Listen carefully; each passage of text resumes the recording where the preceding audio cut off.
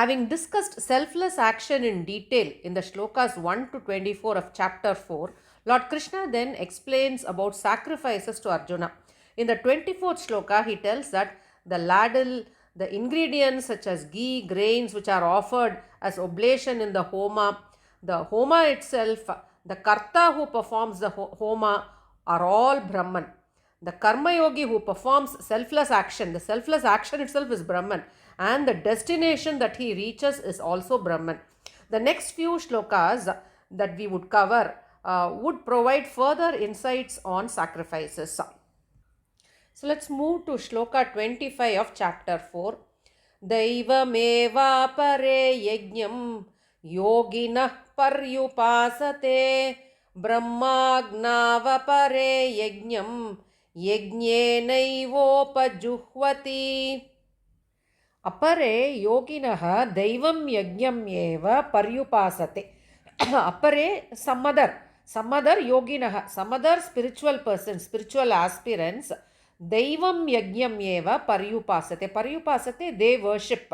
So Daivam, demigod. So they worship, they perform sacrifices, they perform yajna for demigods, and they worship demigods like Indra, Chandra, then Varuna. Apare, some other yogis, Brahmagnau Yajnena Evam Yajnam Upajuhvati. That is, Yajnena Evam, they pray or worship by offering Yajna. Yajna itself as a sacrifice in the Brahmagni, in the sacrificial fire of the ultimate truth. So in this shloka, the Lord says that certain karma yogis, they do their prescribed duties and perform sacrifices, and they worship Deivam, they worship the demigods like Indra, Chandra, Varuna, and they get the desired results. Certain other yogis, spiritual aspirants, offer all oblations such as ghee or grains in the yajna fire, yajnagni, as offerings to the Brahman. The sacrifice offered by them to the Brahmagni is their way of worship. Such a person performs every action as offering to the Brahman. Lord Krishna in the shloka hints, he makes clear that the first path of making offerings to demigods to obtain desired results is on a lower platform, on a lower plane. The second path of offering oblations in the Yajnagni by offering for Brahman is hinted as superior. In the 24th shloka, the Lord tells Sarvam Brahmam, Arpanam, that is the ladle, Arpanam Brahmam. Agni, the Agni, that is the sacrificial fire is Brahman. The offerings made, that is the ghee, the grains offered, all those are Brahman. Karta, the person who performs the yajna, is also Brahman. And his destination is also Brahman. The yajna itself is Brahman. So hence, a yogi who performs sacrifices with this level of consciousness makes offerings exclusively to Brahman. He doesn't make any offerings to the demigods. He makes all his offerings only to Brahman, and he truly worships the Supreme Lord. Kshotraadin indriyanyanye samyamagnishu juhvati shabdadin vishayan anya indriyagnishu juhvati. Anya other yogis, Kshotraadini. Kshotra is here. So, Indriyani, all sense organs. So, other yogis, they offer hearing, seeing, and other sense organs, Samyama Agnishu Juhvati. So, they offer these in the fire of renunciation and self-control. Anye, other saints, Shabdadin Vishayan Indriyagnishu Juhvati. So, other saints, other spiritual aspirants, what do? They offer the Shabdadin, they offer soothing and pleasing sounds and pleasant sights and Vishayan, other material objects, Indriyagnishu, into the fire of senses. Lord Krishna continues to explain different paths and approaches. In this shloka, he tells that brahmacharis or those practicing celibacy offer all Indriyani. They offer their senses like hearing, seeing, etc. in the fire of self-control and self-discipline. Thus, such a yogi leads a life of self-discipline, and this is their way of worshipping the Lord. The grihasthas, on the other hand, offer what is enjoyable and pleasant to them. That is, they offer sense objects, they offer material objects, they offer pleasant sounds, they offer pleasing visuals, etc. to the in the fire of senses. Indriyani is considered as fire here. To gratify the senses, the grihasthas offer all the pleasant objects that give them sense gratification. Such persons desire worldly achievements. So, the first category of yogis who practice celibacy practice several kinds of penance, and they follow a life of self discipline and bring senses under control. This is symbolically described by the Lord as sacrificing the senses in the fire of renunciation or restraint. In the second path, householder who experience worldly pleasures offer pleasant things and other material objects. So, a person who worships the Lord in the second path, he needs to introspect and realize the futility and meaninglessness of these worldly experiences and eventually learn to reject these. सर्वाणि इन्द्रियकर्माणि प्राणकर्माणि चापरे आत्मसंयमयोगाग्नौ जुह्वति ज्ञानदीपिते. Apare, other spiritual aspirants, Sarvani Indriya Karmani Prana Karmani cha. Sarvani, all. Indriya Karmani, functions of the senses. Indriya is senses. So, Indriya Karmani, functions of senses. Prana Karmani cha. Also, Prana Karmani. Prana is life breath. So, the functions of prana. Jnana Deepite, Atma Samyama, Yoga Agnau Juhvati. Juhvati is offer. So, enlightened by knowledge, these yogis, they offer their senses in the fire of the yajna of self-discipline and control. So, in this shloka, Lord Krishna speaks of the yogis who are more advanced and qualified in their spiritual practices. So, these yogis, they have no attachment to any sense object. They are disciplined and self-controlled. And jnana dipite, they are guided by spiritual wisdom and knowledge. And these yogis offer their senses, indriya karmani, that is, senses such as seeing, hearing, etc. and even prana karmani, breathing, etc. in the fire of the yajna or self-control or discipline, the self-control and discipline. So, here Lord Krishna means that such yogis direct all their efforts in disciplining their mind. So, by staying away or refraining from the sensual activities, they stay very disciplined. When the mind is disciplined, the light of knowledge shines. And it can also be understood as that guided by the knowledge of self, that is jnana deepite, enlightened by the knowledge, these yogis practice self-control. द्रव्य यज्ञास्तपो यज्ञाः योग यज्ञास्तथा परे स्वाध्याय Yagyan यज्ञाश्च यतयः संशितौ व्रताः. Apare, other sadhaks, other yogis, dravya yajnaha. Dravya yajna, it's also called artha yajna, meaning offering wealth, possessions. So, these other yogis, they offer wealth or possessions as sacrifice. Tapo yajnaha, they offer penance as sacrifice. Apare, likewise, other yogis, yoga yajnaha, they practice ashtanga yoga. Yoga yajna, they practice ashtanga yoga, which is eightfold yoga system, and they offer that as sacrifice.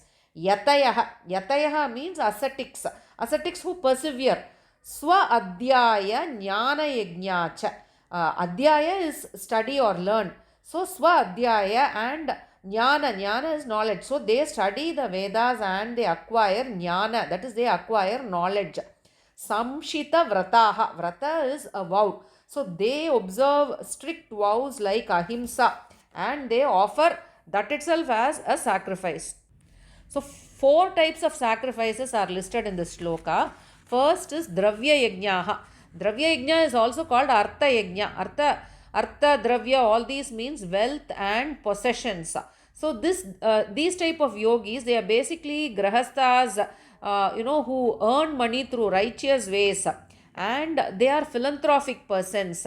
So, being very benevolent, they make generous donations for the needy, for philanthropic purposes, and they offer that as a sacrifice. So, they offer wealth, possessions, and they do dana, they donate for a good purpose. Tapoyagnya practicing austerities like Mauna Vrata, fasting. So hence these karma yogis, what do? They subject their physical body and senses to severe austerities. Then you have yoga yajna.